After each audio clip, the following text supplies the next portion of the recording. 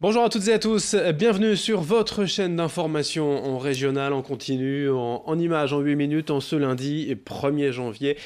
Toute l'équipe de la rédaction et les équipes techniques se joignent à moi bien évidemment pour vous souhaiter une très belle année 2019 pour vous et pour vos proches, nos meilleurs vœux de réussite et de bonheur. Les prévisions météo, comme toujours, pour démarrer ce journal avec encore beaucoup de grisailles et d'humidité. On aura de nouveau la tête sous les brumes et brouillards. On continue toute la journée, des températures tout de même au-dessus des normales de saison aujourd'hui, avec 8 à 9 degrés de prévu du littoral à la métropole lilloise, mais aucun espoir, aucune chance de voir le soleil ou le ciel bleu aujourd'hui, en ce 1er janvier.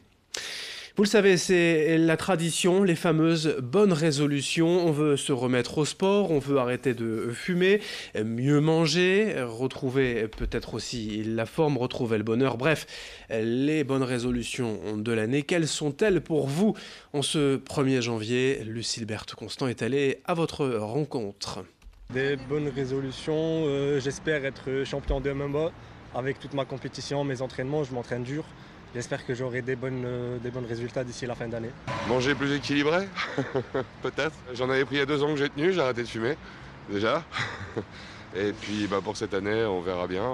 Tout le monde en a à chaque fois et c'est pas le genre de choses qu'on tient généralement, peut-être au moins les premiers temps, mais c'est souvent parfois des choses qu'on se dit et qu'on dit tous les ans et au final, on essaie de peut-être y faire un peu plus attention, mais c'est souvent des choses qu'on oublie vite. Prendre soin de moi, m'occuper de ma famille aussi et profiter de ma vie. Disons qu'avec le travail, c'est pas évident de vraiment passer du temps en famille. Donc, je vais essayer de m'aménager du temps en dehors du travail pour passer du temps avec les miens. Les résolutions que j'ai prises l'année dernière, heureusement pour moi, je les ai tenues. Avoir mon diplôme parce que je suis comptable, avoir mon diplôme de comptable, c'est fait. Trouver du travail, c'est fait. La première résolution que je vais prendre, c'est de mettre énormément de bienveillance dans chacun de mes actes, que ce soit à la maison ou au travail. Je pense que c'est essentiellement là-dessus que je vais me concentrer et que je vais pas faire beaucoup plus de choses pour cette année. Souvent, c'est une résolution qu'on prend en se disant je vais la tenir, je vais la tenir. C'est pas toujours évident parce qu'il y a toujours un moment où on s'agace. Je vais mettre de la bienveillance sur de la bienveillance finalement.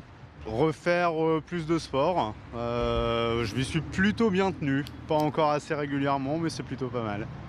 On enchaîne avec ces images d'arbres symboliquement décorés à Saint-Omer pour les fêtes et pour ce passage en 2019.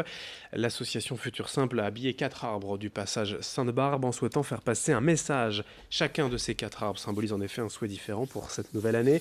Le premier pour prendre soin de la planète, le deuxième pour prendre soin de soi, le troisième pour prendre soin des autres et le dernier pour prendre soin de l'environnement.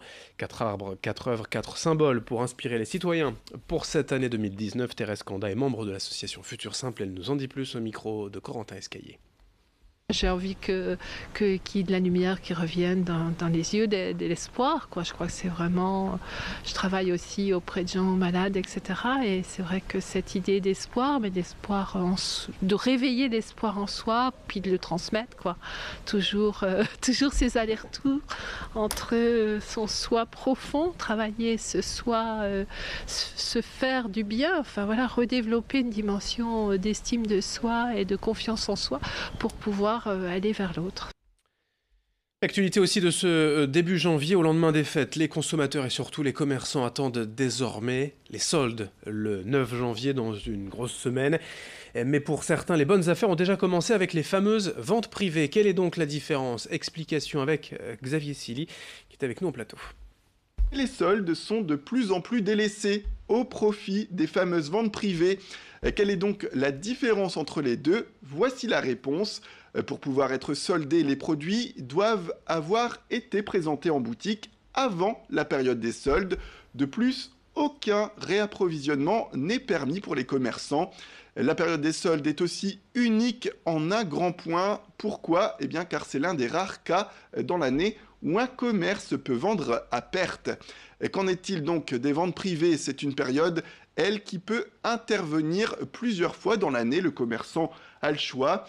Le vendeur, durant cette période, déstocke avec des réductions, qu'on se le dise, quasi identiques aux périodes de soldes. mais la loi leur interdit bien de revendre à perte, contrairement aux soldes. Les remises peuvent donc être assez moindres que pendant les soldes. Alors si les soldes sont ouverts à tous, les ventes privées, comme leur nom l'indique, sont réservées aux clients qui sont fidèles d'une enseigne.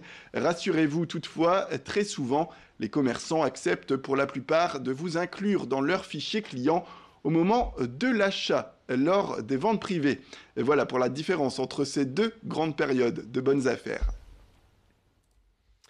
Merci Xavier pour ces explications. Dans ce journal et également le portrait d'un jeune aventurier de la région, Paul-Émile, n'a que 10 ans et pourtant dans quelques jours ce samedi, il va participer en Norvège à une course de chiens de traîneau avec son père Thibaut Brancard. Il est ce que l'on appelle un musher, un pilote d'attelage, celui qui conduit le traîneau. Il possède chez lui à Lambersart 4 chiens qu'il entraîne régulièrement, les autres sont chez un ami à la montagne. Pour cette course parents-enfants, 12 chiens sont nécessaires, la plupart sont déjà là-bas avec le papa pour s'entraîner. Mais Paul-Émile et sa maman vont bientôt les rejoindre en Norvège avant la course programmée ce samedi 5 janvier. Explication, témoignage de Paul-Émile au micro de Lucille Berthe-Constant. Avec mon papa, on va faire une course de 40 km. On va aller en Norvège pour faire du chien de traîneau. Mon papa, il m'avait déjà emmené plusieurs autres fois et du coup, on avait déjà fait du chien de traîneau. J'avais été une fois en Norvège et j'étais déjà allée dans les Alpes. Il y en a qui disent que j'ai de la chance parce qu'il y en a, ils aiment bien les chiens. J'aime bien parce que ça va vite. Soit je vais être dans le traîneau, soit je vais être avec lui sur les patins. J'ai envie de me dépêcher et aussi d'apprécier ce moment avec mon papa. Pour finir, la cathédrale de la Treille à Lille accueille jusqu'à ce week-end, jusqu'au 6 janvier, l'exposition Expulsion. Et après, présentée par l'intercollectif Rome 5962, des photos des familles roms vivant dans la métropole lilloise depuis plusieurs années, régulièrement expulsées par les autorités. On compte en effet près de 180 familles dans l'agglomération, la plupart présentes depuis plus de 5 ans, et toutes auraient déjà vécu, selon les associations, une ou plusieurs expulsions, et ensuite la destruction de leur logement, avant de revenir inlassablement s'installer au même endroit pour créer de nouveaux camps. Pour le collectif Rome 5962, ces expulsions ne servent à rien et ne font que renforcer la misère. C'est le message aussi de cette exposition, de ces images présentées à la Treille, à Lille, cette semaine jusqu'au 6 janvier.